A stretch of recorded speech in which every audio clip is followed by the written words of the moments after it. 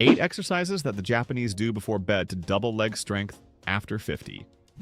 If you follow this channel, you may already know that Japan is the longest living country in the world. But this is no coincidence. Researchers at Tohoku University followed nearly 1,000 Japanese people over 70 years old for 15 full years and reached a clear conclusion. The greater the leg strength, the lower the risk of early death, even among those who already had other health risk factors. In other words, the strength of your legs can literally decide how many extra years you will live. But there is one idea that stops most people before they even begin. The belief that building muscle requires a gym, heavy machines, and suffering. The Japanese never believe that. For them, the secret lies not in intensity, but in the consistency of simple movements done every day, using only the most valuable tool available, the body itself. That is why today you will see the 8 exercises that the Japanese do before bed to strengthen the legs at any age after 50. You do not need to do all of them. As we said, simplicity combined with consistency is the secret. Choose the ones that suit you best, and you will already be doing something good for your body. Before we start, please leave your name and the city where you're watching our content in the comments. We'd love to know. Exercise number 1. Marching in place. If there is one exercise that truly represents the Japanese philosophy of simplicity, it is marching in place. In many homes in Japan, especially during the colder months, it is common to see older people doing small marching movements indoors beside the bed as a way to keep circulation active before lying down. The logic is simple. Going out for a walk every day is not always possible, but a few minutes of marching in your own room already help keep the body moving. The first time I tried this exercise, I thought it would be too easy to be worth it. After just a few minutes, however, you can feel your thighs really working, especially when you lift your knees high with each step. Marching in place primarily recruits the quadriceps and the core, while also activating the hip flexors, which are responsible for lifting the leg with each movement. To perform it, stand upright with your spine straight and alternate lifting your knees as if marching on the spot, bringing each knee up to hip height whenever your mobility allows. An extra tip is to lightly rest your hands on your waist to help with balance, and to synchronize your breathing with the movement, inhaling and exhaling with each complete step. A common mistake is performing the movement too fast and without control, which reduces muscle recruitment and increases the risk of losing balance. Always prioritize quality over speed. Think of this warm-up as starting a car engine before hitting the road. The body works better when you prepare it gradually rather than demanding maximum effort right from the start. To begin, do 2 sets of 30 seconds, lifting your knees in a controlled manner. As you feel more steadiness, progress to 60 seconds per set. Contraindications. People with active labyrinthitis or frequent dizziness should perform this movement close to a support, such as a chair or wall, to avoid falls. Exercise number 2. Calf raises. The calf is known among physical therapists as the second heart of the body, since it helps pump blood back toward the heart, overcoming the force of gravity. In Japan, where much of daily life still involves climbing narrow stairs and walking on slopes, strengthening this area is treated almost as a mandatory prevention against falls in old age. A survey conducted with elderly Japanese people showed that regular practitioners of calf exercises had a lower incidence of falls over the years, likely due to the improved balance provided by strengthening this muscle group. Calf raises primarily work the gastrocnemius and the soleus. To perform them, stand up, preferably on a step to allow a greater range of motion, and raise your heels as high as possible, holding the top of the movement for a moment before lowering. An extra tip is to vary the position of your feet between parallel, turned out, and turned in to target different portions of the muscle on different days. Since the calf is made up primarily of slow twitch fibers, it responds better to longer sets, between 15 and 20 repetitions. A common mistake is performing the movement too quickly, using momentum instead of controlled muscle contraction. This reduces time under tension and significantly diminishes results over the weeks. The beauty of this exercise lies in its ability to strengthen not only the muscle, but also the blood circulation in the legs, something especially important for those who spend long periods sitting during the day. Do 3 sets of 15 to 20 repetitions, controlling the eccentric phase on the way down, without letting the heel drop abruptly onto the step. Contraindications.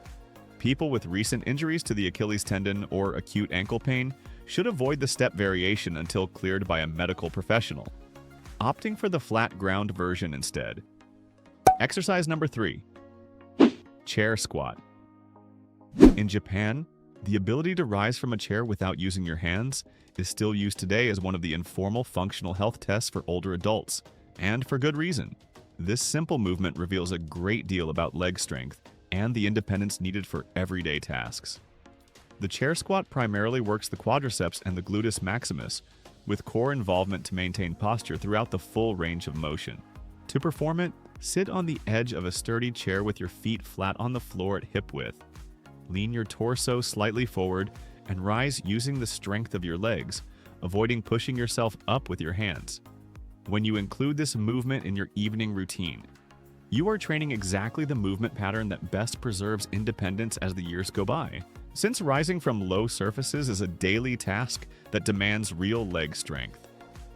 An extra tip is to lower yourself again until you almost touch the chair before rising again, controlling the movement instead of letting your body drop onto the seat, which increases time under tension for the quadriceps.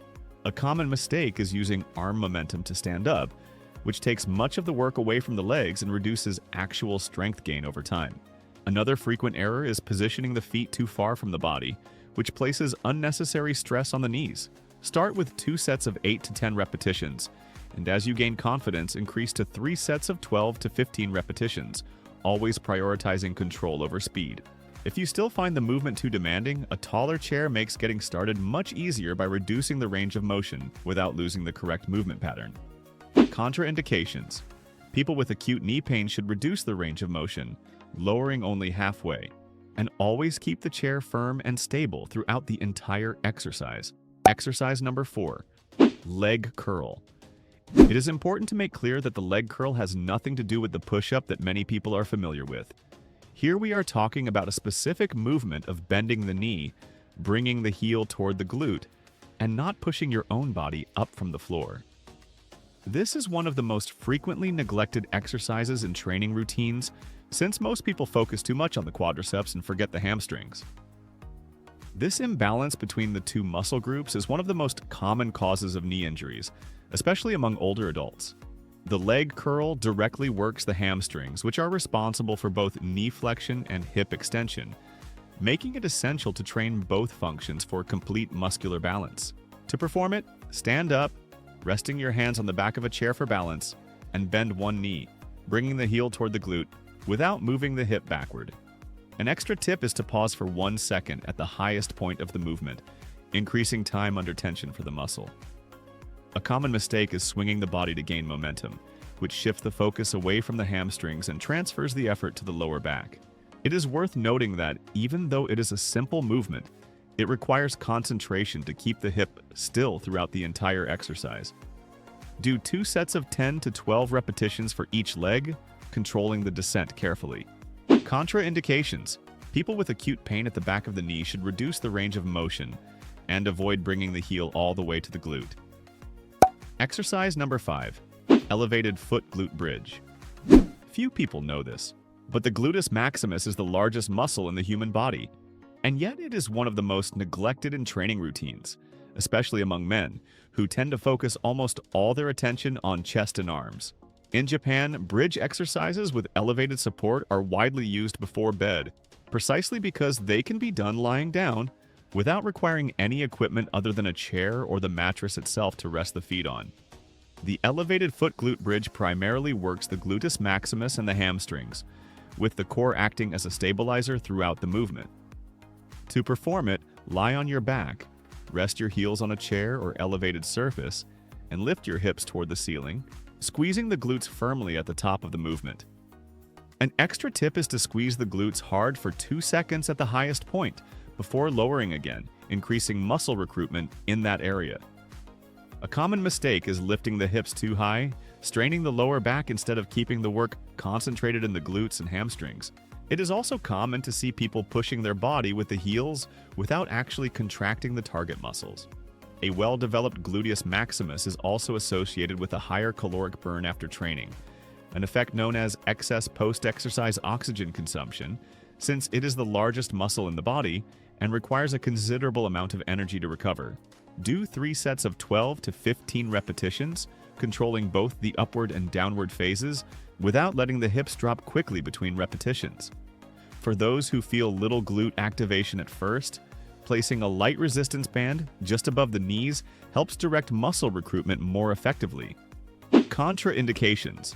People with an active lumbar disc herniation should consult a professional before including this exercise, and avoid lifting the hips beyond the natural alignment of the spine.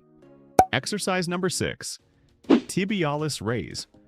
While the calf gets all the attention, the front of the shin is usually completely overlooked, even though it is essential for balance and ankle health. In Japan, where walking on uneven surfaces such as cobblestones and slopes is still part of daily life in many cities, keeping this muscle strong is treated as a natural prevention against sprains and falls. The tibialis raise works the tibialis anterior, located at the front of the shin, which is responsible for lifting the toes toward the shin in a movement called dorsiflexion. To perform it, stand with your back against a wall, keep your heels fixed on the floor, and raise your toes as high as possible, holding for a moment before lowering. An extra tip is to maintain contact with the wall throughout the entire exercise, which helps isolate the movement better and prevents the body from compensating with other joints.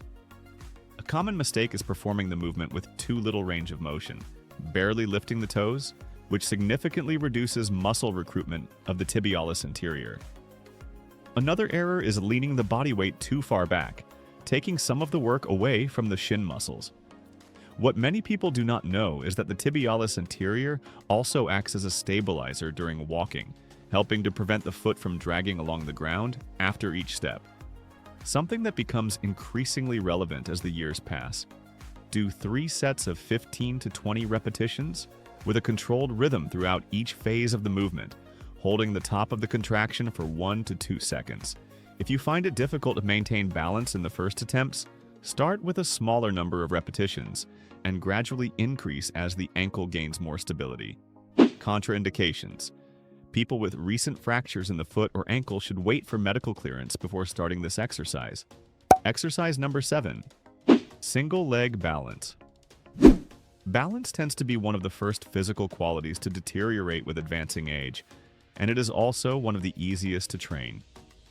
In Japanese culture, static balance exercises have been part of traditional practices for generations, and many health instructors recommend repeating short periods of single leg balance before bed as a way to keep proprioception sharp even at advanced ages.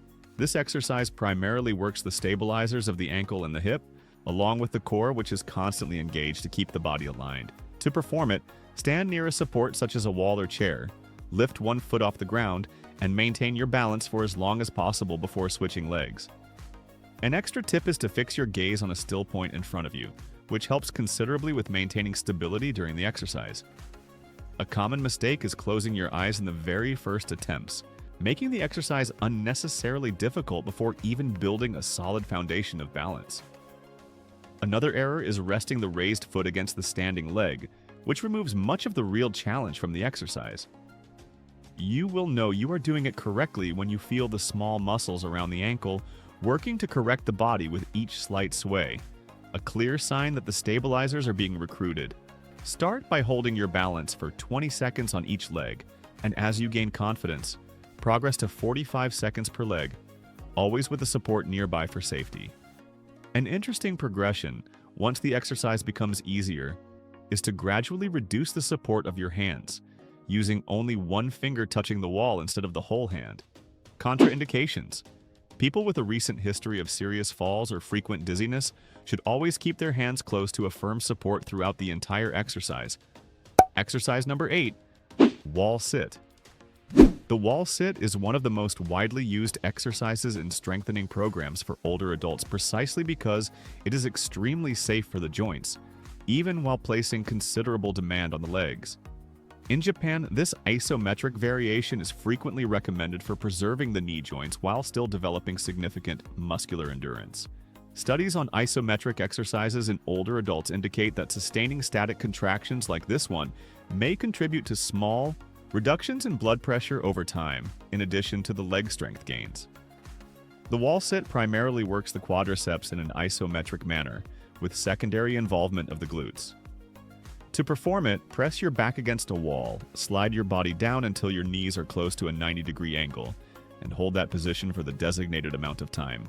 An extra tip is to keep your breathing flowing normally throughout the hold, since many people tend to hold their breath without realizing it.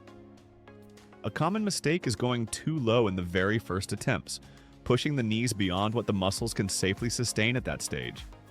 It is also common to see the knees going past the line of the toes, which places unnecessary pressure on the joint.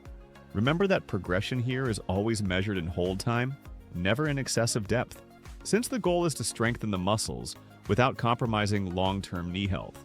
Start by holding the position for 20 seconds and gradually progress to 45 seconds as you feel more endurance in your legs. Contraindications. People with acute knee pain or serious blood pressure issues should consult a professional before sustaining prolonged isometric contractions. Beyond the 8 main exercises, there is one more movement that deserves special attention. Bonus exercise: deep squat hold. It is important not to confuse the deep squat hold with the wall sit shown earlier. Here, there is no back support or surface to lean against. The deep squat hold is the position of a full deep squat, with the feet completely flat on the floor and the hips dropping below the line of the knees. Very common in various Asian countries as a natural resting position, used for eating, talking, or simply waiting instead of sitting in a chair. Unlike the other exercises on this list, the deep squat hold does not necessarily need to be done before bed. It can be practiced at any time of day, but it is still extremely useful for maintaining strong legs and preserved mobility over the years, which is why it earns its place here as a valuable bonus. This movement works the quadriceps, the gluteus maximus, and the hamstrings, while also demanding considerable ankle and hip mobility. To perform it, stand with your feet slightly wider than shoulder width, and slowly lower your hips down into a full squat, keeping your heels flat on the floor as much as your mobility allows. An extra tip for those who struggle to keep their heels on the floor is to lightly rest your hands on a piece of furniture in front of you, using the counterbalance to help with stability. A common mistake is forcing the full position right from the start, which can cause unnecessary discomfort in the knee. The ideal approach is to progress gradually. Start by holding the position for 20 seconds and work your way up to 60 seconds as your mobility and strength improve. Contraindications. People with advanced knee osteoarthritis or serious meniscus injuries should avoid this full position and seek professional guidance before attempting it. If you enjoy this kind of content and beyond leg exercises, you also want to see the best stretches used by the Japanese to undo years of poor posture and neglect of the body, we have a video appearing right now showing each one of them in detail. It is important knowledge for anyone who has already passed 50, so make sure to check it out. Thank you for watching all the way through, and may God bless you, my friend.